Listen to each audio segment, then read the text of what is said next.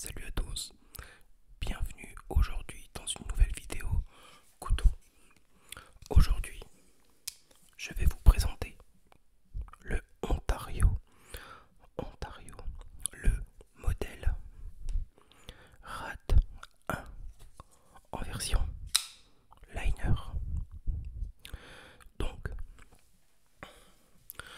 on est sur un couteau qui normalement je n'aurais jamais dû vous présenter car ça fait vraiment un bon bout de temps qu'il existe. Une paire d'années quand même. J'en ai profité pour l'acheter car je l'ai eu à 30 € sur la coutellerie d'Orangel au lieu de 39 ou 45 au départ il était. Alors on va faire un petit peu le tour et je vais vous donner un petit peu mes conseils, mes avis et un petit peu tout ça. Donc Ontario de marque américaine mais fabriquée à Taïwan. Du moins c'est ce qu'il est noté. Alors ouvert, hop, il donne ça. Donc l'ISO de merde. Voilà. Hop. Alors acier AUS 8, ce qui est vraiment un acier milieu de gamme de bonne qualité. Voilà. Hop, et on peut voir, voilà, avec le signe Ontario, Knife et compagnie, modèle 1 AUS 8. Le manche, c'est du G10, mais non texturé, comme vous pouvez le voir. Voilà. Derrière, un clip ceinture. Alors, très bien foutu, car le clip ceinture est vraiment au bout du couteau. C'est-à-dire, une fois dans la poche, on voit que le bout. Et encore, on voit pas grand-chose comparé à certains d'autres couteaux où est-ce que le clip ceinture est là. Donc on voit tout ça. Et les yeux affûtés des forces de l'ordre le voient tout de suite. Sumstud, droitier comme gaucher. C'est-à-dire qu'on peut être droitier pour l'ouverture comme gaucher. Voilà, tout simplement. Ne vous fiez pas à l'état de la lame. Je l'ai déjà testé, bien évidemment. Système de blocage. Liner lock. Donc vous avez vu.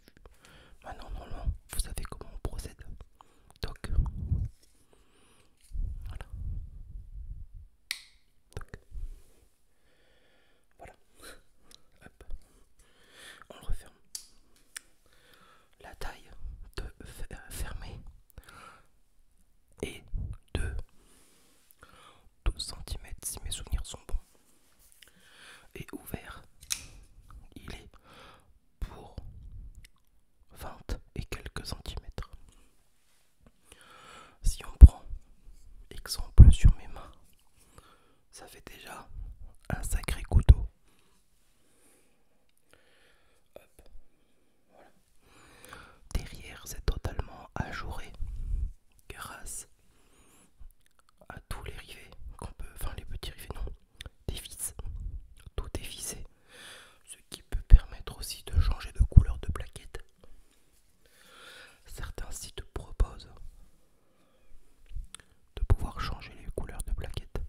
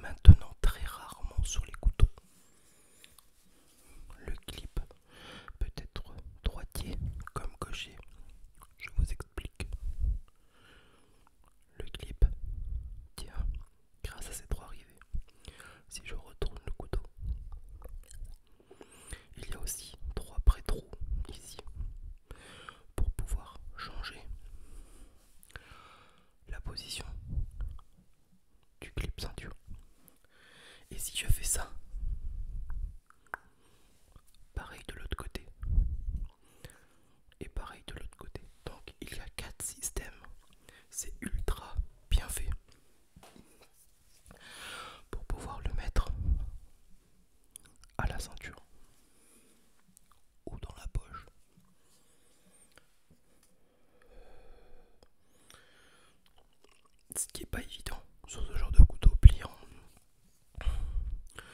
c'est que c'était quand même un grand couteau. Je m'explique. Ça, dans la poche, ça va, mais sur une table de restaurant, c'est beaucoup trop impressionnant. On est vraiment sur un grand couteau, une lame très large, qui doit faire 3,5 cm, je pense. Je n'ai pas de règle. Hop, voilà. Avec une épaisseur de lame, normalement, qui fait un bon 3 mm. Quand vous l'achetez, il sort avec un rasoir, avec un tranchant rasoir de la boîte. C'est impressionnant et c'est un très bon couteau. Mais moi, je ne le considère pas comme un couteau de tous les jours. Il est trop grand pour que ça soit un EDC. Ça, je le considère pas en tant que DC, ni bushcraft. Vous allez me dire oui, mais à quoi il sert? Pour moi, c'est un très bon couteau de bivouac. Vous pourrez faire un petit peu de feather stick dû à son tranchant et dû à sa largeur de lame et sa robustesse. Et couper, à manger et faire quelques bricoles avec. Voilà, vraiment pour moi, c'est plus un couteau destiné